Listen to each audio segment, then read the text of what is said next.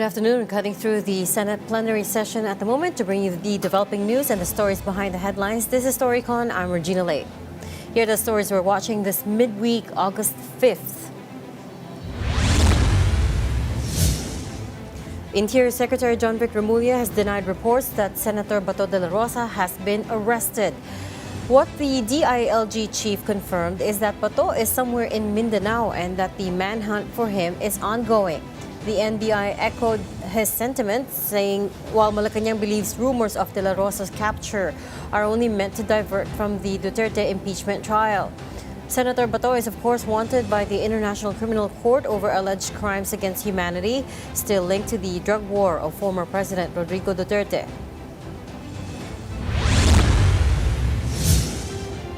At the Senate impeachment court, several senator judges interjected during the testimony of COA Auditor Roderick Wamil.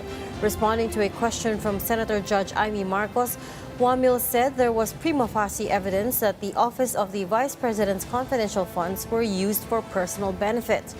Wamil also told Senator Judge Bam Aquino that the rules on confidential funds are silent on the use of code names or aliases. He added that auditors rely on documentary evidence and expect the names appearing in records to refer to real individuals. Meantime, Senator Judge Raffy Tulfo raised a possible conflict of interest issue over Defense Counsel Michael Poa's participation in the trial. Tulfo cited Poa's previous involvement in a COA meeting on an audit query. Presiding Officer Chief Escudero ruled that no conflict existed, which Prosecution Counsel Lorna Kapunan echoed. Kahapon, nabanggit na si Attorney Pua, magaling na abogado siya, ay pumunta sa COA, tama, para makipag-usap tungkol doon sa sinasabing audit query. Now, hindi po pa conflict of interest yun para siya ay mag-represent dito ngayon sa natin, pinag-uusapang confidential funds. The respondent in this case, Senator Judge Tulfo, is the Honorable Vice President, Sara Zimmerman Duterte. Attorney Poa, although he served under the office of the Vice President, I believe, and even under DepEd, is not a named respondent to this case, and in fact is one of the lawyers, as you can see, of the respondent. There is no, I believe there is no conflict with respect to that, given that he is not the one in trial in this case. Okay, I rest my case.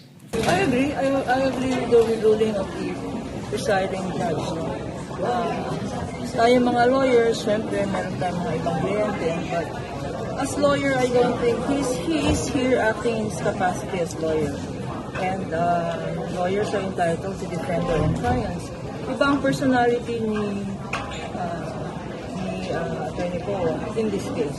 At sabi nga niya, presiding judge, presiding officer, he is not a respondent, hindi naman siya ang respondent or accused dito. Wala tayong conflict of interest. I totally agree.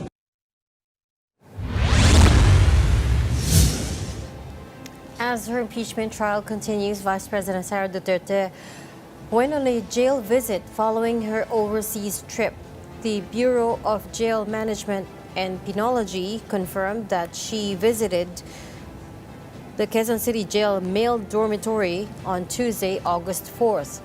BJMP records showed Duterte arriving at around 12 noon and leaving by 3:20 p.m. after a visit to detained allies, Senators Rodante Marcoleta and Jinggoy Estrada, as well as former Congressman Michael Defensor. Estrada is facing charges over the flood control scandal, while Marcoleta and Defensor are accused of plunder and other raps over undeclared campaign contributions.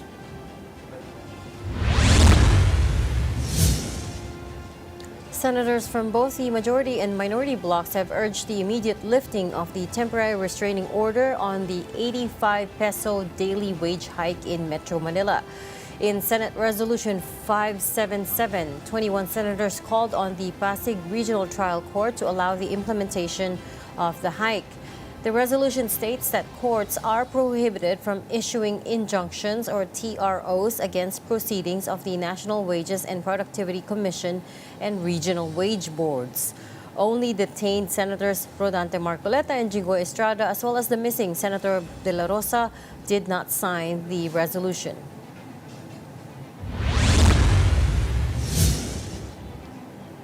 The Philippine Statistics Authority reported that headline inflation slowed to 6.2% in July.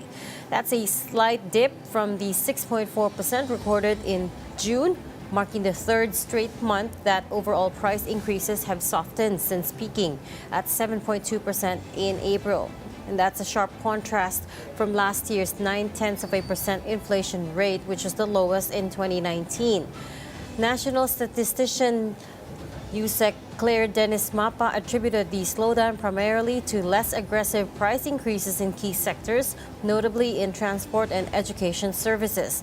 The July figures bring the nation's 7-month average inflation to 5%, which is still above the government's 2 to 4% target range for the year.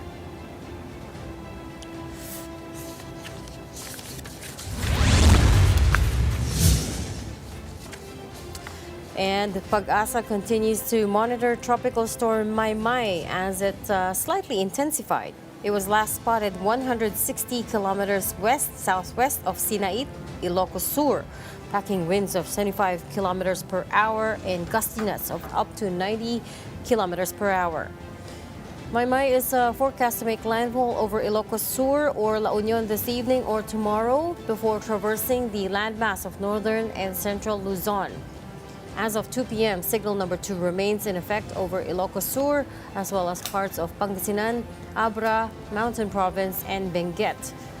Other parts of Luzon are under signal number 1. You can see the full list on your screens right now.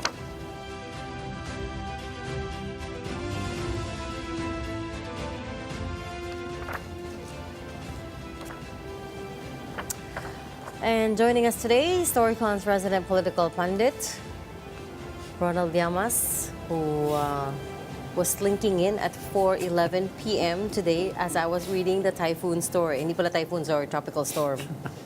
Yeah, traffic has stopped in EDSA. And from the Philippine Star, we've got Editor-in-Chief, Amy Pumintuan. Hi, Amy. Hi, Reg. Miss na miss ka na niyang katabi mo, Reg. Hi, everybody. Ang tagal mo na Rainy wala. Wednesday. If only I could say the same. Ang sarap naman ng mga pictures mo sa beach. Alam mo, I just landed, no? At around 2:30-ish this afternoon, and then straight from the airport. Stormy. Diretso ako dito. Stormy arrival. Traffic nga, ang traffic. My gosh. Hindi, nung pababa na kami, when the plane was descending, okay pa. It wasn't very rainy yet. Thankfully, there was a window of, where it was calm. And then, ito nga, nung on the way here to the studio, biglang bumuhos na yung ulan. Nagsisimula ng bumaha sa EDSA. Baha na. Medyo ganyan lang yung taas ng tubig. Ayun na naman tayo. So, nasaan yung flood control projects doon? Ayan. Oo. Saang part Metro ng Manila, EDSA? yan na naman tayo. Hindi Ayun na naman hindi pa tayo. kasama dyan ang Taguig, ha? Oh, hindi pa. Di daw nagbabaha doon, sabi ni Alan Peter. Oo. Hindi Diba? bumabaha sa BGC, but there are Sa parts BGC. of Taguig that get flooded. BGC is just part of Taguig. Oo, it's a small part of Taguig. Malaki ang Taguig. May ibang areas talaga na binabaha din. Magugulat ka nga, may Saka mga yung pinaiimbestigahan ni Ping Lacson is along Sloping- C6. sloping projection. Along the Laguna de Bai. Oo, sloping projection. Na Ano, hindi mo ma-imagine sa BGC. ano na nangyari doon, Amy? Natuloy ba yung investigation?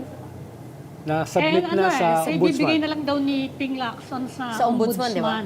But Kasi Naibigay nga na, nakikiusap nga yung mga kasama nila. They have the impeachment. Pero, ayun pa rin, yung verbal ceasefire nila, hindi natuloy, Ayan si Ronald, may chismis. Naibigay na sa ombudsman, alam ko. Tapos pagbukas ng Blue Ribbon, ay i-agenda na yun. he denied that he was asking for a ceasefire. Who do we believe? Ang sabi lang naman ni Alan Peter, hindi ceasefire yung ginamit Truce. ng term. So Yun na sila. so ibig sabihin we're splitting hairs Oo. here. Hindi naman talaga siya. Dahil may 4 or 5 senators na talagang sinabihan. At ayun nga, sabi nga ni Ping, nagtawanan na lang sila. Dahil alam naman nila, hindi papayag sa ceasefire or truce. In si short, Ping, may oo. outreach talaga na Yes. Ang Galing sa kampo ni ang ano? alam ko nga 4 pero ang sabi ni Senator Ping ay 5. No? Pero yung nabalitaan ko more than a week ago, 4 yung kinausap. From the majority. what was the Focus- temperature? What did the force say? Well, natawa lang sila. Parang nominal compliance, pinaabot nila. Pero alam naman nila na hindi papayag si Ping. Dahil nga, naka-lockjaw na Pero hindi na daw itutuloy ng Blue Ribbon eh. Yung sa Taguig lang, yung sa Taguig. Para lang daw hindi magkagulo. Diyan he kasi was- meron ka pang impeachment eh. At saka nasa ombudsman na. But I thought he was going to, nasa actually ombudsman. at one point, I thought he was going to make a privileged speech about it eh. Kasi si Senator Ping was of course very Actually, noisy part ng on evidence social lumabas media. na eh. Nilabas na ni Ping yung mga pictures ng mga quadruple projects, double project, yung quadruple double reporting, billing. yung mga ganun. No? Lumabas na yan. No? Kaya, So it's now with the Manish mo ba ombudsman. impeachment, Reg? Hindi ko alam, hindi ko alam if gumalaw siya. I mean, I know now we're talking about the confidential funds charges. Yeah. But a lot of these issues na pag-usapan na natin dati before the Yeah. trial started. For example, obviously the funny names, the fact that walang the confidential funds rules are quiet on aliases or fake names. Yeah.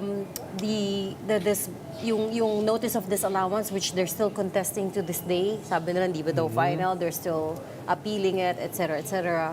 So I don't know that I've heard anything new. Meron bang bago? well, in-emphasize Ikaw, lang. Ronald. Ronald, anong In-emphasize tingin mo lang kanina? in-emphasize lang ni Wamil before, nung wala ka, na yung Circular 2015-01, yes. Oo. na ano ba yung mga rules dyan, no? Ang na tinanong din ni Amy kanina, may proof ba na ito ay ginamit personally Personal. ng Vice President? Ang sabi basically ni Wamil, it doesn't matter. Pag hindi ka nakapag-liquidate, ang presumption ay ito ay pinakinabangan mo. Kaya nagkakaroon ng notice of disallowance. Later on, I heard si Senator Alan Peter Cayetanos trying to make the point na just because it was flagged or it was questioned doesn't mean binulsa mo. It just Well- means you have to explain the use of it. Well, That was the point he was trying to make. Pero ang sabi nga ni Wamil, ang presumption, dahil wala kang liquidation report, kaya meron May notice of anomaly. disallowance, ay nakinabang ka personally. May presumption na ganon. Kung ano yung pakinabang mo, hindi naman ganun ka-specific. Oo. Pero, Yun yung part that you have to kaya explain. pinagbabayad ka eh. Oo. No, yun yung nature ng notice of disallowance. Hindi mo yan na-liquidate. Oo. What was the Saka term? meron pang mga argumento na kapag daw ba for execution na yung order ng COA, final na ba yun? Kasi aakyat pa daw sa Supreme Court. Nasa Meron Supreme ganyang Court. mga Nasa Supreme Court. we have to distinguish na, yung kabila, yun ang hinihingi. Yeah. Daw ba yung illegal, yung irregular, at saka improper. Andyan Yeah. na naman tayo sa mga, although siguro sa legal circles talaga those This is definitions matter, Yes. At ang sinasabi, kahit silent dun sa paggamit ng aliases, meron pa rin talaga na May hindi protocol. pwedeng isama doon sa gastos. Medicines, No? Yan, food. yung mga medicines, Oo. etc. At somewhere... Kasi may specific line items yun eh. May ibang... Yes. At sa halimbawa, yung accomplishment report, yung success report, nung iyong mga alleged na mga assets, kailangan nire-report yun. No? Ang tanong ko nga kanina ay paano yan? Dahil wala naman talagang kasanayan, skill set, karanasan, yung Office of the Vice President sa intelligence, counterintelligence work. So halimbawa, meron silang mga whistleblowers, meron silang mga assets, meron silang mga spies. Kino-coordinate ba nila yan sa tunay na intelligence agencies? Para ma-check kung yung sinasabi nila ay totoo.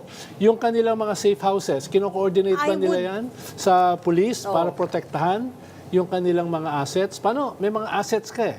Tapos meron ko mga safe house eh. Parang, I mean, I don't know because the trial is still ongoing, but at this point in time, parang hindi. The answer to your question is no, because Yes. otherwise they would have called in the counter agencies, di ba? Ano, hindi kasi Pero- trabaho ng DepEd tsaka Office of the Vice President, yung intelligence, Oo nga, yung counterintelligence. intel- So you have to Saka, coordinate Ronald, with 2 those who million a day yung safe house. Oo. Ha? You know 2 million a who, day yung safe house. you know who can answer your question? Our Yung guest. ating guest. Our guest this Oo. afternoon. Let's bring in our first guest. We're talking to former COA Commissioner Heidi Mendoza. Commissioner, welcome back to Storycon. We are talking about the same thing all over again. Good Oo nga. afternoon, Commissioner. Commissioner. Oo. Hi, good afternoon, Ah, Amy. Good afternoon, Reg. Good afternoon, Ronald. Good afternoon sa lahat ng nanonood ng Storycon. Yeah. Commissioner, totoo ba Hindi na na po isa ka sa commissioner. Hindi, ex-commissioner. Totoo ba Yan. na ikaw yung isa ka sa gumawa nung circular 2015-01? 2015. One of Utusan them. lang po. Oo. May committee yan. Ang committee natin ay composed ng mga may kinalaman sa mga sektor na kasali. Yung mga working auditors and at the same time din, then ako yung oversight, di ba? Pero may staff din ako na nakabantay habang nag-draft nito kasi nga, kailangan makita namin ng maayos, tumutugon yung mga provisions noon dun sa mga reforms na gusto namin ipasok dito sa audit ng Intel and confidential funds. Maybe you can answer the question, Commissioner, yung na-mention ni Ami, which is, hindi pa daw final yung notice of disallowance, aakit pa yan sa Supreme Court, so they cannot use that as basis for arguing that there was irregularity. Meron akong gustong sabihin, ano. Yung sabi namin, yung decision na ginawa ng CP na kailangang i-refund, executory na yan. 'Di ba? Kasi ang dadalhin sa Supreme Court, ang grounds na lang na pagtatalunan doon ay yung tinatawag nating abuse of discretion. Ako nga, ito, magre-risk ako na magpahayag kahit ako hindi abogado at lalong-lalo na hindi graduate ng UP, ano? Sa akin nga, yung dinidesisyonan ng CP, yung tinatawag nating factual matter, yung validity ng expenses, yung compliance on laws, rules, and regulations, ano yan, di ba? Jurisdiction ng Commission on Audit yan. Tama? So, ang i-raise lang sa Supreme Court ay yung abuse of discretion. Kaya pag sinasabi nilang hindi final, in terms of due process, kasi meron pang but the recommendation to refund, ay nandun na. Unless mag-issue sila magmingi sila ng TRO, di ba? In fact, meaning- and I will have to cite this kasi nangyari to, no? Nung panahon ni Ombudsman Simeon Marcelo, hindi niya hinihintay na maging final and yung sa Supreme Court. By the moment na nakapag-issue na ng audit report, meron ng disallowance, kinakasuhan na ng Ombudsman. Yun yung So Kasi basta can you walang imagine? TRO, no? Basta walang court Can you imagine, TRO. Kailangan Tingnan natin, mag-comply yung agent. Oo. Sa refund, oo. Kasi Yeah, tingnan nyo lang, yeah. isipin natin mabuti. Kung hihintayin pa natin yung the entire due process to napakabagal nga ng mga bagay-bagay, di ba? So, paano natin huhulihin at paano natin tunay na nanamnamin yung pananagutan kung talagang sasabihin pa natin, sige, hintayin na natin hanggang mag-desisyon ng Supreme Court. So, please lang. At saka nalilungkot ako pag ito ay nanggagaling sa ating supposedly neutral na senator judges, di ba? Ano ba? Ang primary responsibility ng bawat public official is the safeguarding of the public funds or the resources of the government, right? So, Natawa nga ako. Natawa nga ako, Kwan, eh. hindi pa final yan. Hindi ka ba natawa, ex-commissioner? Ang parang hirap ng ex-commissioner. Oo nga, Commissioner na commissioner lang. pa rin. Oo, dahil yun naman yung position mo Yeah. before eh. Ang hirap yung ex-commissioner pa, di ba? Just like some people still call him Secretary Llamas, di ba? So whatever you were before. Kung tinatawag ko nga stands. Ronald, di dapat ang tawag rin sa akin Heights.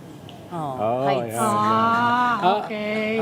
Hindi ka ba natuwa o natawa, Commissioner, nung yung isang senador ay tinanong yung saan ba nag-aral si Wamil, no? Ano ba ang kanyang karanasan? Pinapunta pa ng Nakapaglibot ba farm? siya sa buong bansa? Napuntahan ba niya yung mga mahihirap na lugar? Parang setting the template na parang hindi mo kabisado yung sinasabi mo. Parang ganun. Natawa ako ron. Tawa ko ng Nasunog ang tawa. bangs ko doon. Nasunog ang bangs ko. Tapos gusto ko sabihin na, ang gusto ko itanong, alam niyo ba yung responsibilidad ng auditor? Pangalawa, alam niyo po ba yung proseso ng audit at gaano ano yung yung pagiging balancing nito, yung in terms of your professional judgment and then your technical expertise, di ba? Tapos tatanungin ka, di ba? Pero okay lang, ganun talaga lingkod bayan di ba? At mahusay sumagot si Auditor Wamil. Oo. But- Napakahusay. Salamat sa Commissioner, for the benefit of those who don't know how COA works, and that's Yes. most of us, the Commission on Audit, maybe you can explain what Roderick Wamil would have done nung pumunta siya sa BARM or pumunta siya to all of these other sites. Hindi na kailangan Ano ba- gawin yun, to be honest. Ano ba talaga ang Gusto gagawin niya niya? ba sagutin ko yun? Ang sagot ko doon ay hindi yun kailangan gawin. Ano? Ng auditor. Very specific ang dapat gawin ng auditor. Una, ang dapat gawin ng auditor sa isang audit ay ganito. I-determine muna niya, ano ba yung audit na type ng audit na gagawin ko? On the basis of the type of audit, i-draw ko yung aking audit objective. And then, i-define ko, gagawin ko yung aking audit procedures. At yun ang aking gagawin. Para pag tinanong ako, paano ka nag-come up sa ganitong findings, ay pwede kong ipakita, ito po ang aking type of audit, ito po ang aking objective, at ito po ang aking mga proseso na isinagawa. Siguro, yun ang pwedeng isagot kay Senator Rio Ben. Commissioner, ang takbo ng defense, nakikita na namin sinasabi nila kahit ganyan, merong mga aliases na ginamit, si Mary Grace Piatos, the circular naman daw and the law are silent on the use of aliases. Saka ang takbo ng defense nila, merong presumption of regularity. She being the Vice President, sakop niya actually yung buong all aspects of governance. At pwede ba niyang gamitin yung confidential funds na yon? Ganun na nga, dahil sakop niya lahat. Ganun Kaya- ang takbo ng defense nila. What do you think of Medyo, that? tama ka, Amy, Kaya nga parang sabi ko, ano ba yan? Parang hirap na hirap kaming, nakita mo naman, talagang halos nagliliyab ang aking FB account kasi talagang bawat hinahabol ko, di ba? Kasi yun ang Yeah. na-afraid ako Baka hindi masyadong ma-explain ng auditor given the limitations. Kaya hinahabol ko Yes. para malabanan yung disinformation, Pero tingnan natin, napakaingat ng wording ng joint circular, Kasi nga nakita natin Yeah. ipaliwanag ko lang yung context nito. Secretary Ronald, kailan yung mamasap? I think it is January of 2014 or 2015. 15. Okay. 2015. 2014 yan. Oo. 15. At that time, halos kasabayan nung drafting ng joint circular. So ito yung panahon na nakita natin, oops, pumalpak. Sorry to say this. Medyo hindi naging maayos yung intelligence. Sorry, wala akong pinapasang judgment. Sinasabi ko lang. Parang nagkaroon ng pag-uusap na ang higpit-higpit kasi ng COA. Gusto ko lang ilapat ito, So parang sa amin ng mga taga-COA, syempre, lagi kaming nasisisi, di ba? Lagi kaming nasasabihan na kayo yung obstructionist o kayo ang dahilan ng pinapabagal yung transaction, etc. So at that time, na nag-uusap-usap na prior to that na paano ba natin gagawin na hindi naman tayo magiging sagabal dito sa tinatawag nating pangangailangan ng national security, And at the same time, hindi naman natin isasakripisyo yung tinatawag nating accountability, So, yun yung tinitimpla ng masusi. So, kung sasabihin natin na yun nga, maraming ginagawa, maraming nasasakupan, napaka-specific po ng provisions ng joint circular. Kaya Amy, kaya dun sa joint circular, inilatag ng gusto, ano ang responsibilidad ng head of office. In fact, may dinagdag pa nga dyan I think under section 6 point something, nakalagay doon yung kung hindi ako nagkakamali kasi maraming masyado yung under the responsibility of the head of office, Hindi lang yung siya yung may primary responsibility kasi siya ang mag-a-approve ng transaction. Kung hindi, siya ay dapat mag-adapt ng mga internal control system or internal control measures to protect to ensure that government resources are not wasted or they are properly safeguarded. Kasi ito yung primary responsibility ng bawat public servant. So hindi malinaw lang yun siya- doon Oo. Hindi lang Plus, siya command siniguraduhan pa yan. responsibility. Excuse me, Commissioner, kasi pumasok dyan si Senator Amy. Sabi niya, nakalagay daw doon, the head of office or, meron daw or yung SDO. Tama ba yung argument niyang yon? Oh, papadisallow ko nga yung sweldo niya. Joke. Hindi. Ito yun ha. Bukod sa, sorry kailangan talagang malayang magsalita dahil otherwise talagang Yeah. Unang-una muna, at naniniwala akong malaya naman yung pagsasalita natin dito, di ba? Okay, unang-una muna, Malayang meron malaya. tayong tinatawag na fundamental laws of government disbursement, ano? Kasama yan sa ating PD 1445. Ano yung PD 1445? Ito yung pinakang Biblia ng mga auditors. At kasama dyan, yung panloob na batas, PD, nakalagay doon yung section 102, na sinasabi doon, may primary responsibility ang head of office. So, hindi tayo basta-basta pwedeng maghugas ng kamay. Pangalawa, naka-specify na naman yon dun sa joint circular, ang nakakalungkot nga dito, mukhang gusto nilang iligtas yon at isisi doon sa Special Yeah. Disbursing Officer. SDO. But then, una, nilatag ko yung fundamental laws on disbursement of government funds, specifically Section 102 on PD 1445. Pangalawa, yung provision ng responsibility of the head of office. Clearly stated in the joint circular. Pangatlo, nandito yung maselan na pagbabalanse ng flexibility at accountability. Nandun sa certification nung SDO, kailangang i-certify ng head of office ito. Kumbaga parang, ikaw ang naghahawak ng pera, pero ikaw ay magse-certify correct, di ba? So, tinitang natin yan. Talagang ang may main na responsibility dyan, nakadefine din, dinefine din. Meron tayong tinatawag na delineation of clear responsibility sa joint circular. Kasama yung head of office, yung SDO, and yung ibang accountable official. At sa PD 1445 naman, clearly dinefine natin yung sinasabi natin, sino-sino ba ang accountable official. So, sa akin, talagang palusot no? Masakit sa So, ulo hindi lang kasi siya, Juan, parang ayoko nang makinig dahil gusto ko nagre-react ako. Hindi, makinig ka. Ha? So, Commissioner, hindi lang siya simpleng command responsibility. Dahil very specific yung kanyang responsibility rito at yung kanyang accountability. Pumipirma siya yung SDO, yung ginagamit ng SDO, pinipirmahan niya yan. Kaya nga siya ay culpable diyan sa paggamit o pagwaldas ng ganyang klaseng mga pondo. Dahil nga, Dadagdagan hindi ko lang lang. siya Ay, sorry. simpleng command responsibility. Yan, tama. Tama 'yon, Secretary Ronald, okay lang. Tama 'yan kasi in fact, meron ni-reiterate 'yan sa isang provision ng hindi ko alam kung PD 898 or what 63 years old na ako kaya but I'm sure PD 1445 section 102. Yung nilagay pa yung isa doon na fiscal responsibility rests on the head of the agency. Yan yung mga batas na kinalakihanan ng mga auditors. Kaya sa amin, hindi na kami kailangang magtalo. Teka, sino ba ang kailangang maging responsible dito? Kasi malinaw yan doon sa joint circular at napakalinaw din doon sa sinasabi nating fundamental laws on the government disbursement. At ano lang ba yung hinahanap ng auditor? 4 lang yan.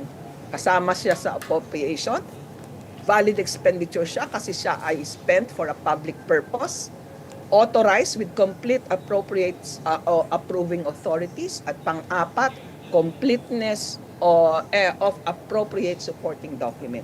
Yung 4 na yan ay tinatayuan, hinahanap ng auditor.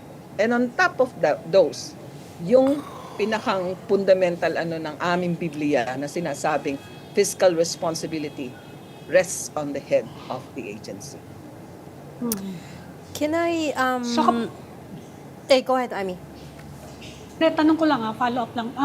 Tanong ko lang, kapag may pinirmahan yung Special Disbursement Officer, lahat ng pinipirmahan niya kailangan may final approval ng head of Merong office? certified correct or something, if I'm not mistaken. Kasi meron niyang templates, Amy and Reg, may template yan Meron niyang annexes na para mas standardize natin. Kasi siyempre, parang nagtitisis na estudyante yan di ba? Tatanungin, ma'am, sir, ano po ba? PowerPoint or paper? Ano po ba ang format?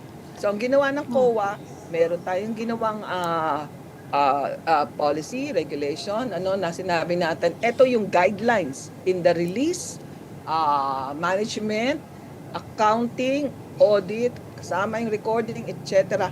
kasama pati mga templates para sa annexes. At doon sa annexes, tama ka, Amy, yung pirma ng SDO parating hindi ko malaman kung certified correct or something. Basta lagi silang dalawa ang signature. Okay. Part of the defense's counter argument, Commissioner, seems to be along the lines of, well, Malacanang approved the release. So in a way, blame the process, not the Vice President. Is there any merit to that? Kasi totoo Wala. naman inapprove. Wala. Kasi ang tanong ko dito ay, bakit? Personal bang pera ng Malacanang yung binigay sa kanya? Kaya walang pakialam yan, no? Di ba? Kung personal na binigay ni President Bongbong yun at personal ng pera, hindi public funds, pwede ko sabihin okay. Pero hindi it's public funds. At kaya binigay from the office of the President, it is for a public purpose, di ba? And it has to comply.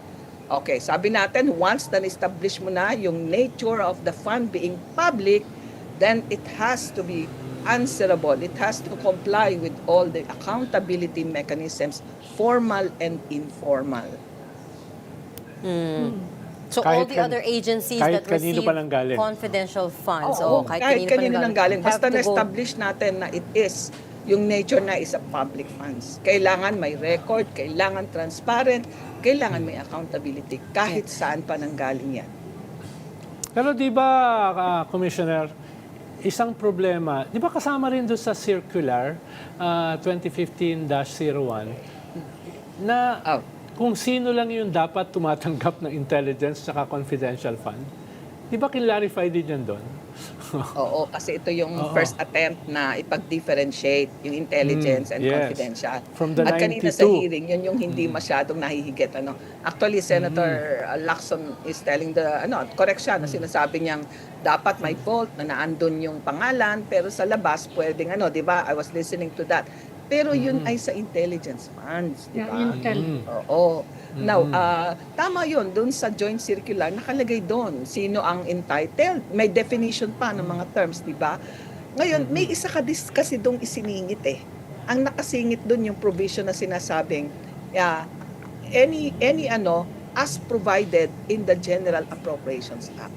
Ayun. Kaya, inapprove, isinama sa budget, di ba? Although may question dito yung iba, sabi nila, wala siyang line item na di ba? Dahil ang nag-submit ng budget noon was Office of the Vice President, outgoing VP Lenny, di ba? So, yun yung debate doon, So, yun. Pero, tama yung sinasabi ni Secretary Ronald, na kailangan hinihimay sino ba ang dapat pagbigyan. Is there any meaning to see now we know as well that Attorney Michael Poa had a meeting with COA officials in September 2023 asking for an audit query as opposed to an audit, what's the audit AOM, audit observation memorandum, that's it. Ano po ba yung difference, Commissioner? And what's the significance of that Yes. meeting wherein they asked for an audit query instead? Bakit siya big deal? Okay, big deal siya. Kasi meron itong parang ipinapahiwatig na mukhang nag-exert kayo ng pressure at tumatawid kayo doon sa boundary ng tinatawag nating independence of the Commission on Audit. Pero sige, baka sabihin naman ay lumalabis ako sa aking analysis. Pag tinignan natin yan, ang audit query ay, di ba ang auditor, paiba-iba ka ng assignment, paiba-iba ka ng agency, Posible na doon sa first part, yung understanding the agency, para malaman mo kung ano yung mga risk, meron kang isang proseso or isang operation na hindi mo masyadong naintindihan, kaya mag-i-issue ka ng audit query. Yon. Talagang basically, audit query, you are inquiring, di ba? Because you know, you have to complete your process of understanding the agency. So you have to issue an audit query. An audit observation, on the other hand, ay, alam mo na yung proseso na pag-aralan mo na. Pero meron kang napansin na mga tinatawag nating deficiencies. Parang merong mga pagkukulang. Napansin mo na merong weaknesses in internal control. Napansin mo na merong non-compliance sa mga Kaya parang ang mo ay, for the sake of due process, ito yung maingat na inilalatag natin. Kasi pag hindi natin na-observe yung due process, kikwestyunin tayo di ba? Diyan nagsisimula yung abuse of discretion, etc. So, sa tingnan mo, bibigyan mo sila ng 15 days. Sabi mo, oy, na-observe ko na parang mahina ang inyong internal control. Okay? So, in 15 days, dapat mag-submit sila ng kanilang justification o ang tawag natin doon, management comment. Kapag naipaliwanag ng husto ng management, wala nang na lang, hindi na siya isasama sa annual audit report, Pero ito yung sa regular transaction, Pero just in case na hindi sufisyente at meron pa ring mga kulang na dokumento na posibleng ma-submit pa, temporary pa, pwedeng notice of suspension. Pero pwede ring dumiretso na kaagad sa disallowance. Ang halimbawa ko dyan ay kung nag-travel ka, tapos nalimutan mong wala kang copy na na-submit sa liquidation mo, kasi cash advance din yan, hindi ka nakapag-submit ng certificate of appearance, ako bilang auditor, ang sasabihin ko, hindi na ako mag-i-issue ng audit query, naiintindihan ko yung travel and how it operates, Pero mag-i-issue ako ng audit observation, kunyari, na sasabihin ko, uy, parang may weakness ang inyong internal control dahil parang hindi kompleto at mahina ang management ng mga documents ninyo. And then pwede ako mag-issue ng notice of suspension. Bibigyan ko yung management, pakisubmit ng certificate of appearance. In 15 days, tapos in 60 days, hindi ka nag-submit, magiging disallowance. But I can go directly sa disallowance. Halimbawa, tiningnan ko yung travel niya. Uy, mukhang parati kang nagpupunta sa parang hindi mo na-establish yung official purpose ng iyong travel. I can outrightly disallow it. Kasi nakita ko yung nature na hindi siya tumutugon do sa tinatawag nating validity of the disbursement. Remember po yung 4 na itinry ko pong ipaliwanag kanina. Commissioner, anong kaibahan dun sa audit query, dun sa pressure sa auditor? Anong kaibahan dun sa audit query at yung binabanggit ni Ombudsman Boying Remulla sa kanyang critique sa isang co-equal branch of government sa Sandigan Bayan na trinabaho? Trinabaho. Ano? And Trinabaho. Oo. Ito parang padaplis lang. Pahatid na parang, huwag ka naman ang mag-issue ng AOM, i-audit query mo na lang. Kasi sa audit query, wala ka pang pinupuntos doon na may mali . Parang ipinapasa mo yung pressure sa auditor. Yeah. Diba? Sinasabi mong, uy, auditor, hindi mo naman naiintindihan . Mag-audit query ka na lang muna. So, ang tawag ko dito, padaplis. Oh. But is it common for agencies to ask for that? Na mag-audit query na lang? Ako, nag-audit ako ng 22 years. Yung 27 kasi 5 years of those ay commissioner ako. Pero nag-audit ako ng halos 22 years or something. Never akong naka-encounter ng mga agencies or auditees na nagsabi sa akin, mag-audit query ka na lang. Hindi sila nag-attempt. Hindi ka pinadaplisan. Commissioner, Hindi ako pinadaplisan, nakapalaatan yung mukha ko.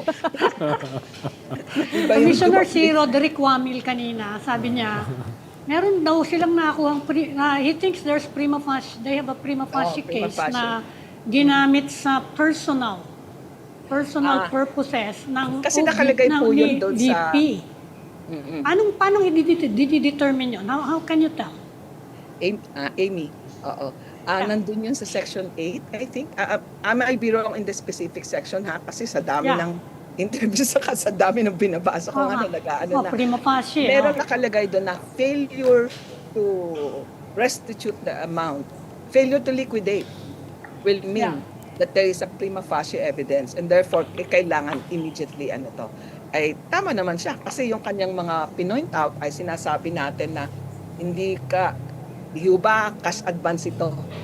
Kaya hindi katulad ng regular expenses na meron ka ng resibo, di ba? Meron ka ng delivery, saka mo binabigay yung cheque. Di ba, Amy? Ito ay, binigay mo na yung cash. Pagkatapos, saka mo sabing, i-liquidate mo yan. Okay.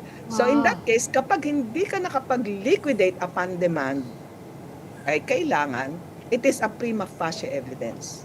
Parang katulad din sa malversation. Sa malversation, kung mag-issue ako ng demand at hindi mo na i-restitute ang pera, bilang public official, mahalaga yung trust na ibinigay sa iyo ng tao. Kung kaya pag sinabing, oy, Asa na yung pera na dapat may solid kasi minalverse mo, etc. Upon the issuance of the demand letter, kapag hindi ka nakapag-restitute sa malversation, it's a prima facie evidence na anong tawag natin doon? Maaaring na misappropriate mo. Yun ang term na ginagamit namin sa malversation. Pero ito, ang sinasabi ng circular ay simple lang. At uulitin ko ulit, ito ay bahagi ng maingat na pagbabalanse ng tinatawag nating flexibility and accountability given the nature of confidential funds. Ano? So, ang sabi doon, kapag hindi ka nakapag-immediately liquidate upon demand, di ba?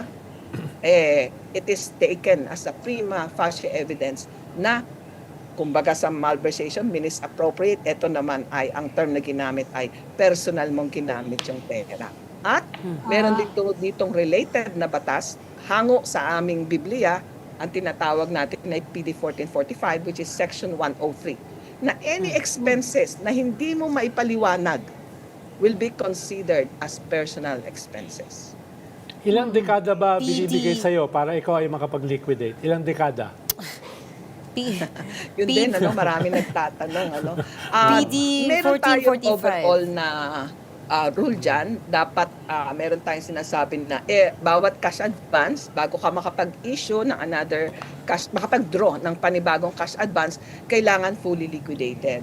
At may number of days by which dapat, alimbawa, from the accomplishment of the purpose of the cash advance, I think, ito yung babagsak ako dito, hindi ko alam yung number of days. I think 60 days or something.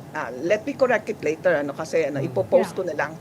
Kailangan ma-liquidate na yung cash advance. Kasi nga, yan ang pinakamalaking problema ng gobyerno. Alam nyo ba?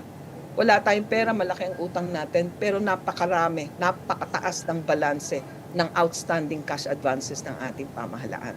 At ito'y delikado dahil majority of them ay posibleng wala na sa gobyerno or tumakas na lang or hindi na inanin pananagutan, di ba?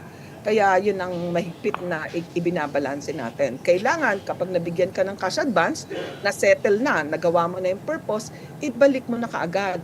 Kung wala namang natira at naubos mo na, ay i-liquidate mo. Kaya tama yung tanong niya, ilang araw ba yan? Ilang dekada? Yeah. Yun din ang tanong nila sa auditor eh. Bakit na Mga-appeal pa ba yun? na-audit yung liquidation? Commissioner, may appeal pa ba yan kapag ganyan? Saka ilang appeal ang allowed? Kasi pinag-uusapan kanina yung pagkakaiba daw ng final saka yung executory. Yeah. Kapag ganyang order nyo yan, executory na ba yan? Or there's an Yung appeal? notice of disallowance po, yung refund, yung recommendation to refund, because basically, the notice of disallowance, ito ay isang dokumentong nagsasabing refund or restitute the amount involved. Yes. Diba? And we qualify the amount involved. Ibig sabihin, posibleng malaki yung binigay, pero a portion of that, yung dinisallow mo. Executory yun. Uulitin ko nga. Ang akyat na lang sa Supreme Court ay yung tinatawag Discretion. natin discretion. Oo. At uulitin ko uli, there was once upon a time sa history ng COA na andun ako, na tapos sa ombudsman naman, si Simeon Marcelo, banat ng banat, file ng kaso kahit na kahit pa hindi pa nasasabing finalized na yung notice of disallowance. Kasi nga, executory unless challenged by the issuance of a TRO. Hindi ba yun nga yung ina-argue nila, Commissioner? There was grave abuse of discretion there. So, Paano nangyari? Ay, ang ibig sabihin, anong basis No, nila for saying it's so na may yeah. abuse of discretion? Kasi they were given ample time. Oo. Diba? So as far Ang as you haba know, ng panahon na in-exhaust ng auditors sa pag-aaral ng kanilang liquidation papers. They were given copies of audit observation which they did not receive. Kaya ito yung pag ikaw yung tinatawag natin, kapag ikaw ang babasa ng kwento sa bawat dokumento, pumunta ka muna at sinabi mo, pwede ba audit query na lang? O, tapos nag-issue ang auditor ng audit observation, hindi mo tinanggap dahil walang tatanggap. Ano yung kwentong binubuo natin dito? Tapos sasabihin mo sa akin, hindi ka nabigyan ng due process. I'd like to be clarified kung ako yung auditor. Write us a letter and inform us that ano yung mga specific kung bakit sinasabi nyo na hindi na nasunod yung due process. na merong abuse of discretion. Kasi ang binabalanse dyan ng auditor, yung tinatawag nating due process eh. Maingat na maingat ang auditor sa due process. So, yun na nga yung, I've heard in previous press conference, they have alleged that there has not been due process. But anyways, before we run out of time, Commissioner, I wanted to ask you, so unusual for agencies or heads of department to go and ask for audit query na lang. But what about the manner by which the funds were withdrawn sa land bank? So alam na natin that there were at least, for example, with one of the land bank branches, 4 withdrawals of 125 million pesos each na nilagay sa mga duffel bags, gym bags. Gym bag. How unusual is that? Sa akin, hindi lang siya unusual. It is highly irregular. Because, balikan ko ulit sinabi natin, the primary responsibility of every public official is the safeguarding of the resources of the government. Gawin na lang nating madaling usapan. Kung ikaw ay mag-withdraw ng 125 million, Amy, Reg, Ronald, iisipin mo bang withdrawin siyang lahat ng cash? O ang iisipin mo ay, teka, baka masyadong delikado. Alam mo naman yung purpose, gagamitin siya dito. Pero pwede kang manggawa ng parang isang account within the same, di ba? Kung saan ita-transfer mo yon and then mag-i-issue ka na parang tipong revolving funds, di ba? Para dun mo kukuhanin yung gagamitin sa confidential activities in line and with your physical and financial plan, di ba? So sa akin hindi unusual, hindi lang unusual. Oo. Pag Highly sinabi ng irregular. iba na unusual yan, kasi they're not looking using the lens, from the lens of an auditor. From the lens of an auditor, this is highly irregular. Oo. Sa atin Pero yan, hindi daw pwede magbayad illegal. ng cheque na ganong kalalaki, ng cash kung ganong kalalaking halaga. Unusual but not illegal daw. Yeah. Pan yun, timbang ng isang heavyweight fighter yon. That's 140, 150 Kilos. pounds. Pounds. Oo. Pag sinabi Pero yun nga 200 defense nila, wala 250 naman daw pounds. kasing prohibition on that kind of marami. withdrawal. Hindi ka nga pwedeng payments from the should be made in check in excess of 250,000. 250 again, I have to qualify 11 years na akong wala sa COA. Noong panahon ko, payments must be made through checks, it is in excess of 250,000. So 250,000 and above dapat naka-check. Pero syempre ayokong sabihin napaka-technical naman ito, napaka-literal. Kasi ginagamitan nyo kami ng batas, sinasabi nyo hindi illegal. Di sige, pagtalunan natin on that basis, di ba? Pero walang prohibition. May prohibition ba? May prohibition po. Ay, andito si attorney. Bigla po akong nahiya. Baka po siya ang mas dapat. May prohibition po kasi sinasabi nga po na disbursement from must be made through In checks or checks. tinatawag nating treasury advice or something. Treasury Merong pang checks, isang yeah. term na ginagamit. But TRA, I think treasury advice, treasury remittance advice. Disbursement from the government funds, disbursement from the treasury must be made either through the checks or treasury remittance advice, Pero may yun. Sabi nga natin, my ceiling, yung floor pala, 250,000 and above. Yeah. I mean, the former land bank manager herself acknowledged that they were unusual, but she didn't think they were suspicious because sumunod naman daw sa process and they were legitimate legitimate government allocations under the national budget. So they allowed it to happen. The bank manager is responding It's not a or government giving an official. answer within the context of her role and her responsibility. Bank manager ka, nanliligaw ka ng pera. At ang malalaking pera galing sa gobyerno. Naghahanap ka ng kliyente. Sasabihin mo bang hindi tama yan? Pangalawa, hindi niya siguro alam yung tinatawag Yung rules nating ng COA. batas na Pero may pagkukulang ang manager dito Dapat immediately finlag niya yan. Kasi that Yeah. is a movement of a very huge amount of funds. And then inamin rin niya. Hindi niya alam na confidential funds. So ang tanong dito ay hindi niya inalam yung nature ng disbursement. Yeah. Considering yung So, hindi po ako abogado. Ayoko pong masira ang testamento or ang ng ating audit, bagamat ako po'y wala na sa Commission on Audit, nanghihiram lang po ako. That's why I do not want to be called commissioner because baka sabihin ako'y nag-overacting. Pero kailangan po nating hulihin ang bawat at palakasin yung punto ng ating auditor kasi napakahirap po ng katayuan ng ating auditor. Inaaway tayo. At saka sabi nyo nga, Commissioner, hindi siya government official. At lalong hindi siya auditor. But- Bank manager siya. Yes, but Pero I there think are, Land Bank is a may government accountability bank. doon. Secretary. Land Bank. Yes. Land Oo, Bank is a government Yeah, bank. yeah. A It's a corporate, government di ba? bank. Ah, Oo. government GOCC. corporation, di ba? Oo. Pero But then, even- yun nga ang tanong ko, mukhang Yeah, hindi pero alam kahit ni siya- ma'am yung pero government kahit rules siya- on the disbursement of Yes. funds. Pero kahit siya, inamin niya, in her 32 years sa banking. Doon lang siya nakakita Doon lang ng siya ganon. first time nakakita ng ganong And klase. they still allowed it. And Oo. as Commissioner Mendoza said, hindi flinag, which is a huge Kaya nga, amount. Oh. titingnan natin dito yung tinatawag nating control environment, Yeah. Yung mga prevailing values, mga et cetera, et cetera. Yeah. So in a way, may Alam konti natin siyang ang bangko culpability ay dahil nanliligaw ng kliyente. Yeah. Alam Okay. natin ang So, Reg- bangko ay, di ba, ikaw, halimbawa, gusto mong hindi ka pumipila, liligawan mo yung bank manager. Yung bank manager, gusto niya na marami siyang deposit o magkikreate ka ng liligawan ka rin niya. So, hindi ako nang gagawa ng chismis, ha? I'm still within No, the no, context it's a of fair point. weaknesses in the But- internal oo. control system. Oo. Hindi But hindi ako again, this is makarelate. a government wala bank. Wala pa akong naligawan na bank manager. Ibang klaseng ligaw yun. Si Ronald po yan, ah. Ibang klaseng ligaw yun. But we'll leave that there. Thank you so much once again for explaining all of that to us. Maraming salamat. It always gets Ipagdadasal na very lang tayo, technical. Secretary Ronald. First Wednesday ngayon. Thank you. Maraming salamat sa inyo. That's a good Thank you. idea. Thank you so much, Can I former say hi Commission. to Attorney Ligutan? Oh, former Commission on Audit Commissioner Heidi Fangirling Mendoza. pa. Okay, hello, Pero ikaw, Attorney. Reg, di ba may culpability Dream ko yun, yan, yung na bank ikaw ang manager? That's maging what I'm saying. prosecutor ko. Maraming salamat. Lalo na government pala siya. Nakalimutan ko na land bank siya. And there's a huge disconnect here. Ay, okay.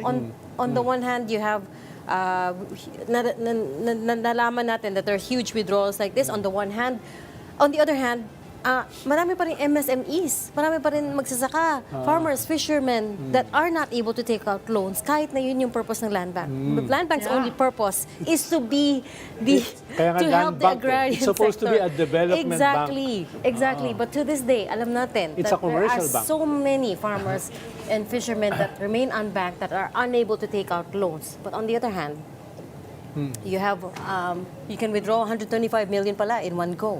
But anyways, you're watching StoryCon on One News. We just need to go on a very quick break. We'll be right back. Please stay with us. This is the Story Conference Group or the StoryCon Group.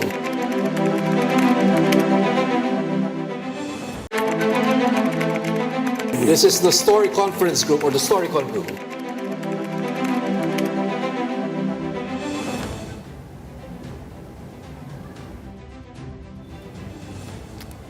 Welcome back. We've got the developing news and the stories behind the headlines. Welcome back to StoryCon, the Story Conference. I'm Regina Lay.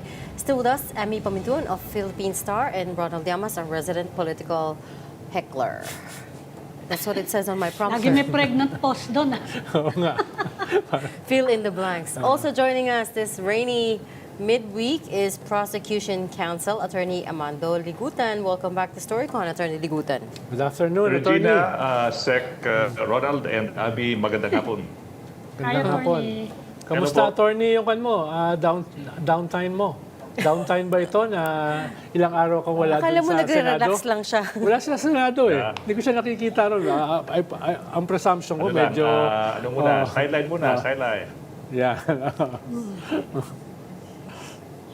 So, okay, Article 1 na tayo sa confidential funds.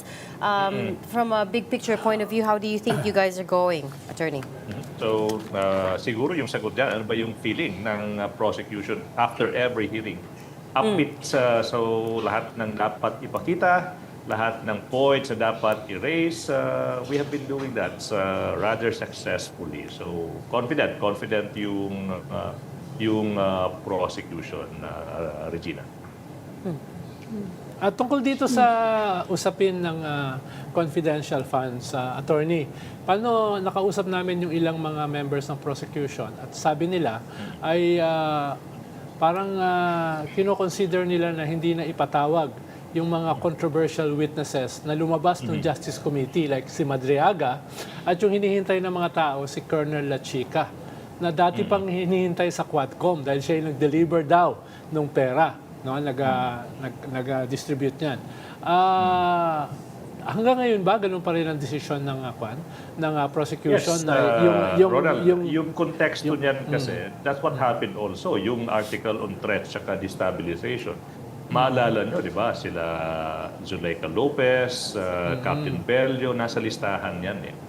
So, pag umabot sa time na for the prosecution, nailatag na lahat. So, ano yung point of presenting yung mga witnesses just because ba nasa listahan sila?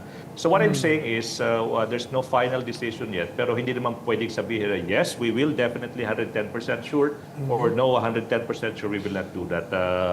I've been practicing, yung decision na yan will be made the right at the right time. So, siguro yung Naging choppy ka, attorney. Hindi narinig yung mga sinabi mo. Choppy. pa ng mga ego after may presenta na yung normal ba yan? Regular na nangyayari ba yan? Yung Sayang. Attorney, Okay, sayang we're gonna cut him off right now and try to dial him in again kasi the line is obviously very unstable. But he sounds as confident as ever.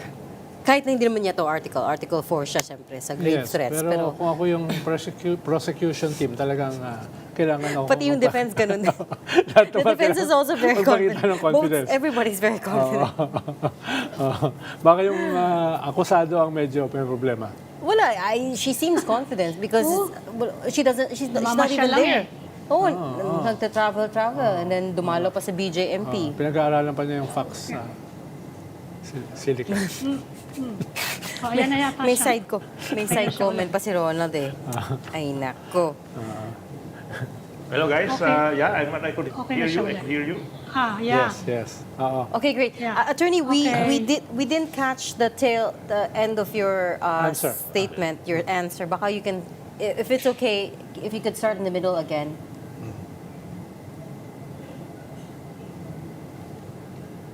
Nag-freeze siya ulit. Nag-freeze siya ulit. Must be the weather. Hello. Yan. Sorry. Ayan na. Yeah. It's the weather. Or baka- or- from my end, I could hear you eh. And then my Yes. signal is supposed to be okay. Or Ayan na, okay na. attorney, patayin mo na lang yung Video. audio. Yung video. Video. So, titingnan na lang natin siya. Okay, we'll try him again on the phone this time. So, Lip reading. patayin niya yung audio. Ganun. Huh? Lip reading. Lip reading. A little bit.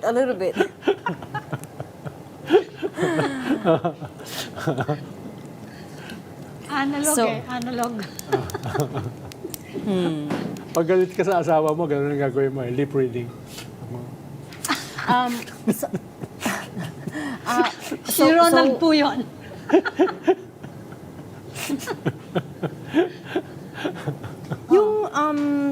Yung Hello? Yan. Ayan na. Okay na. Okay. Yeah, better. Attorney, is Yeah, that okay, better? Better. It must be the weather. Umuulan kasi. Yeah. Dito rin. Nasa safe Ah, house sige na. ka yata, attorney. So, at an undisclosed location. Yan. I've heard that before. 2 million safe house. Oh.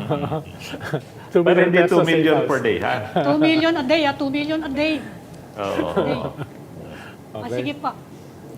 If you could just repeat your answer, attorney, if that's okay, kasi naputol-pul yung huling sagot Yeah. niyo. So, yung tanong, normal ba? Regular ba? Nangyayari ba yan na yung isang prosecution team hindi makukumpleto yung mga nakalista na mga witnesses? Napaka-normal na yan. Napaka-normal yan among us lawyers. No? So, yung decision has to be made at the right time kung ipipresenta ba lahat ng nakalista sa pre-trial order.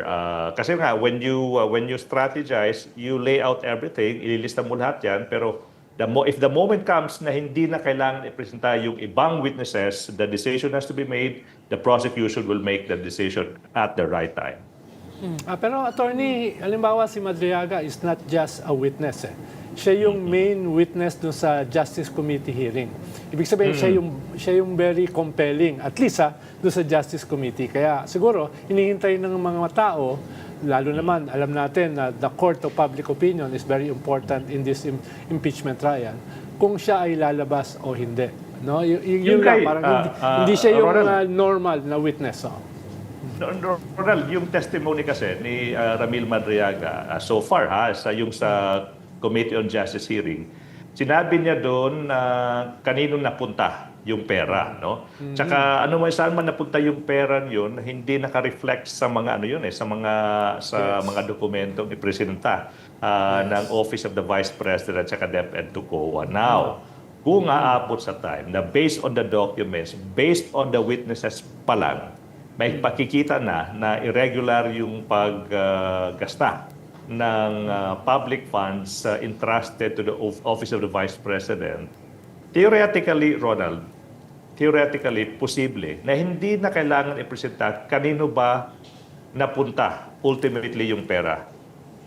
Kung yung dokumento mismo, yung mga testimonya, for example, ng taga-COA, ng Office of the Vice President, kung yung prosecution maipakikita na illegal, irregular, yung pag-spend ng public fund, theoretically, pwedeng umabot sa time na hindi na kailangan ipakita through a witness sino ba yung actual na nakatanggap ng pera. Yun yung point nun eh. Just as hindi na ganun ka-importante kung sino yung assassin para sa grave threats.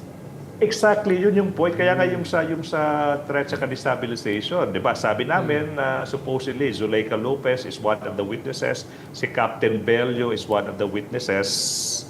But ultimately, the prosecution said no need for them kasi na-established na coming from the horse's mouth.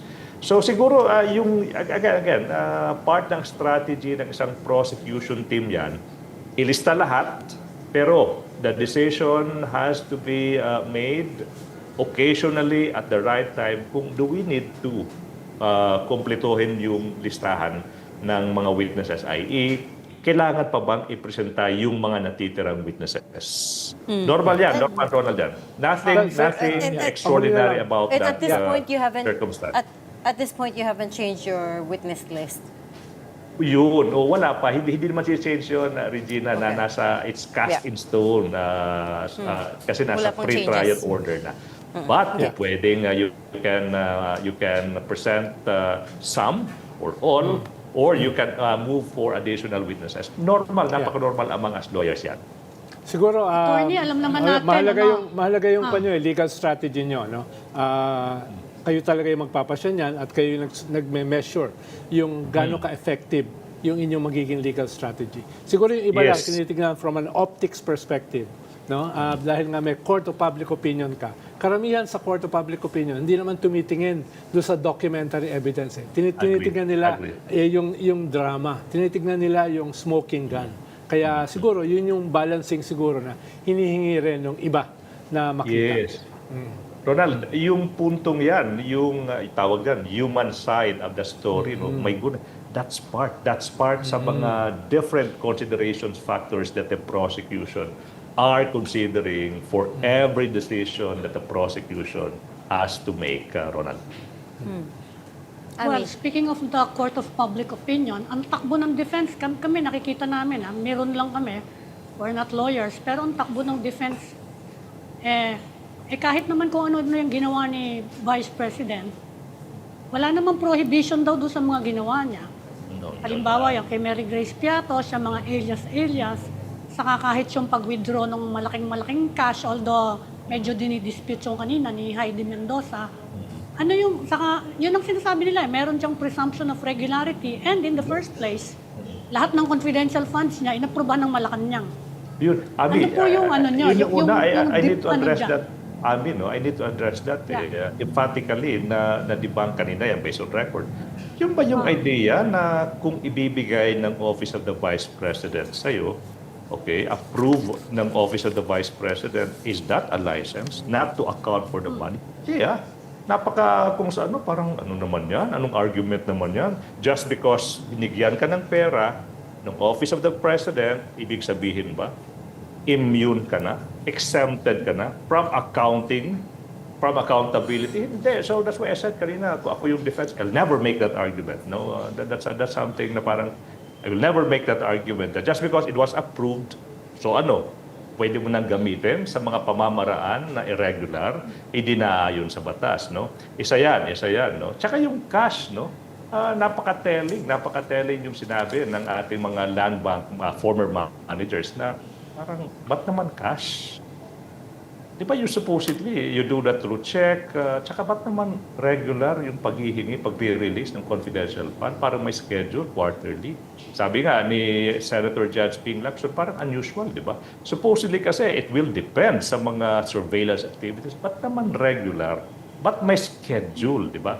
Ba't may schedule? Tsaka yung paggamit naman, yung mga aliases, sinabi kanina ni Attorney Wamil, sinabi niya, hindi yan prohibited, hindi yan expressly allowed, pero sabi niya, hindi pa rin tama. Hindi pa rin tama considering yung paggamit ng aliases. Tsaka yung iba pang mga na prove during trial. For example, no, ito yung napaka-telling. Ba't naman 0-0 yung ending ng mga amounts? Wala man lang butal. Butawal. I've been noticing that I've been in this endeavor sa almost 2 years na. That's the first thing I noticed. Walang butal, but lahat ng figure down to the last, yung re-request po pwede pa yun. Pero yung liquidation report, walang butal. Ano ba yun? I mean, parang Pero attorney, nagdulungan similar tayo, yan di sa ba? kanya. It's telling Ba't Pero naman similar- walang butal? Similar yan sa mga ghost projects ng DPWH, walang butal. Galing sa iyo, Ronald yan, ha? Teka lang. Ito Wait, pa, no? teka lang. Ito pa isang bagay, no? Ito pang bagay, no? I mean, as a reward for confidential information, yung ibibigay mo, medisina. Medicine. Yun, ano yun? Okay, so I have fever, but before you give me the medicine, you have to provide, I provide you information. Ano yan? Anong ibig sabihin yan, di ba? Grocery, chairs, tables. Alam mo, may mga bagay talaga, no? Yung defense, I could see the strategy from a mile away. Parang they are trying to dinadichotomize a single event, that's it, para sa kanila, yun na yun. But we deserve better, no? We deserve better defense. If pagtatahi-tahiin mong lahat na iyan, yung sinabi ng land bank managers na unusual yung cash, 11 days natapos yung pag-i-spend ng money na yan. And then based on record, yung security officer yung nag-actually disburse. Yung mga liquidation reports, walang butal. Ako, siguro naman, it's plain for everybody to see yung conclusion, no? Yung conclusion na tama ba yung pinaggamitan ng confidential fund. I think as a prosecutor, I cannot make that conclusion, but alam mo, I think we are intelligent enough as a people na malaman ano yung totoo, ano yung illegal. Sabi nga ni Attorney Kapunan, scam ba ito or hindi? I think we are intelligent na masasagot yung Yes, Abby. Yun ang argumento nung isang senador. Hindi ba may pagkakaiba naman daw yung illegal, yung irregular, at yung improper? Yun. Unusual but not illegal. Kasi nga, Ami, yung sagot dyan, yung term na irregular, that's coming from a state auditor. Kasi nga, state auditor ka, you're not naman competent to say illegal, di ba? Yung magte-test ng illegality, yung legality na yan, yung if you file a case in court, tama yan, no? But, yung idea pa lang, na sabi ng state auditor ng COA, the very agency of government, yung trabaho is busisihin, kung sinasabi na ng COA through its auditors na irregular, ako, malaking red flag yan. What the prosecution is saying is, yung unusual na sinabi ng Land Bank, yung irregular na sinabi ng COA, hindi po nag-e-end yung inquiry. Kung hindi, ito po yung mga red flags na dapat po yung taong bayan mismo yung titingin. Yung illegality, it will follow. It will follow. Pero hindi po nagtatapos yung inquiry sa pagre-raise ng red flags ng ating mga land bank managers, unusual yung cash, hindi po nagtatapos yan sa finding ng COA na irregular.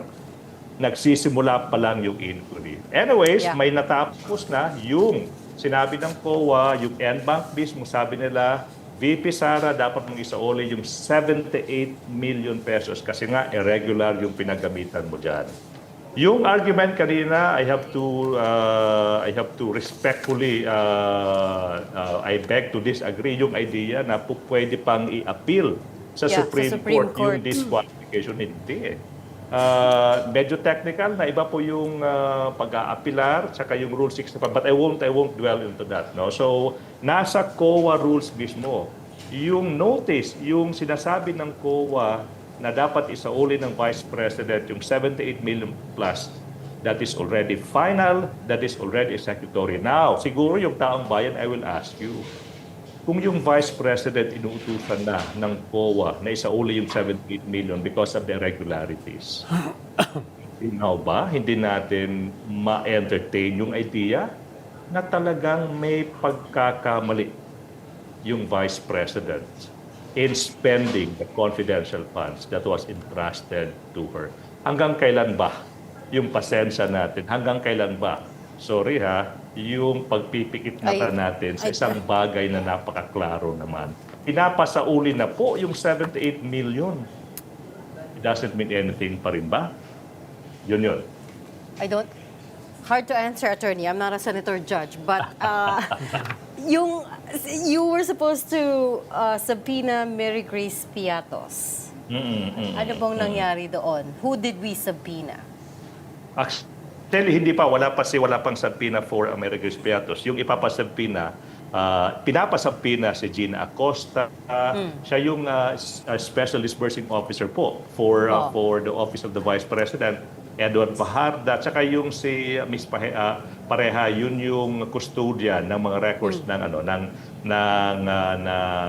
House of Representatives. Siguro next week medyo exciting, no? Kung exciting na yung pagsalang ng mga testigo through sa ating kaibigan si Lorna Capunan, magiging mas exciting pa kasi nga for the first time mag-represent ng tinatawag natin na Regina Ami tsaka Sec Ronald ng hostile witness yung prosecution. So mangyayari yan na most likely Tuesday or Wednesday magrepresenta na po ng hostile witness. Siguro sa mga law students dyan, yung nag-aaral sa ng batas, yung ibig sabihin po ng hostile witness for the first time may ipipresenta yung prosecution na witness supposedly ng Vice President. Hostile yan. So medyo ma-action yung next week natin. Magrepresenta ng dalawang unang hostile witnesses yung prosecution in the persons of Gina Acosta at Edward Fajarda. Well, speaking of testimonies, meron kaninang konting diskusyon on papaklaro ko lang dahil hindi kami abogado. Ano ba yung judicial notice and marking? Alright. So, kasi pinayagan yung kay Las Cañas, Oo. Iba yun, Ami. Yung kay Las Cañas, yung marking. With all due respect po sa ating defense, kahit yung marking, ino-objectan nila. Parang ano ba yun? No? Oo nga. Hindi, Napalingon ako nun eh. Pero yung tanong mo, Ami, yung judicial notice, napaka-simple po. Sabi ng prosecution, which was granted po ng korte, we should not be presenting yung yung transcript tsaka yung video ng mga hearings. We did not authenticate them. Hindi na kailangan ipapakita ng custodian. Ito ba yung transcript ng yung hearing sa COJ? Sa Quadcom. Ito ba yung recording? Napaka-simple po. Kaya yung tinatawag amin na judicial notice, sinasabi namin doon, na po pwede bang yung korte na mismo yung magsasabi na no need to authenticate kasi nga that's a public, naman yan nakita na ng publiko yan. Parang hindi na kailangan yung ginawa namin with yung kay JM Lotok, tsaka JM Kalilong tsaka Jeremy Lotok na we have to authenticate each recording. Nag-object pa rin yung defense. Sabi ko, anong ino-object? Record nga yan eh. Pero luckily, nag-prevail naman yung ano din dapat. Sinabi ng impeachment court, these are acts of a co-equal yung House of Representatives. So yung nangyari doon, no need to authenticate na yung mga transcript tsaka yung mga recording ng quantum hearings.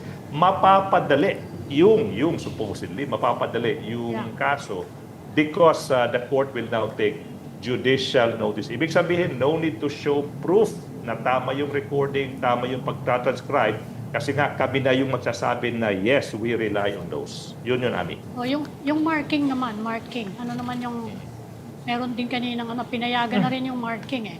Oo, isang bagay. You know, again, with all respect for the defense, ba't naman mag-object to the marking? Marking lang, Yung ino-object kay pa. Las Cañas. Ino-object pa. Siguro, mag-object kayo kung we will offer that as evidence. Pero yung marking, ino-object pa. Ano ba yun? Okay. May So, hindi pa binanggit din sigurado kanina- kung ipipresenta yon. Yes, hindi pa. Hindi. Na-identify na yun. Iba yung parang i-offer mo na, okay, Your Honors, Yeah. ito yung mga ebidensya Ito. namin. Wala pa po tayo dyan. Yeah. May binanggit din si Prosecutor Lorne Capunan kanina na gamitin na lang natin yung ebidensya ng defense para wala na masyadong Oo nga. kuskus baluros. alam mo, no? Ronan, ganito yan. Tinanggap pa ng defense yun? May yung mga tinatawag natin na mga acknowledgement receipts. Thousands yan. And then, sinadmit ng OVP yan sa COA. Ito naman COA, through subpoena, they are now identifying yung mga acknowledgement receipts na galing mismo sa kanila.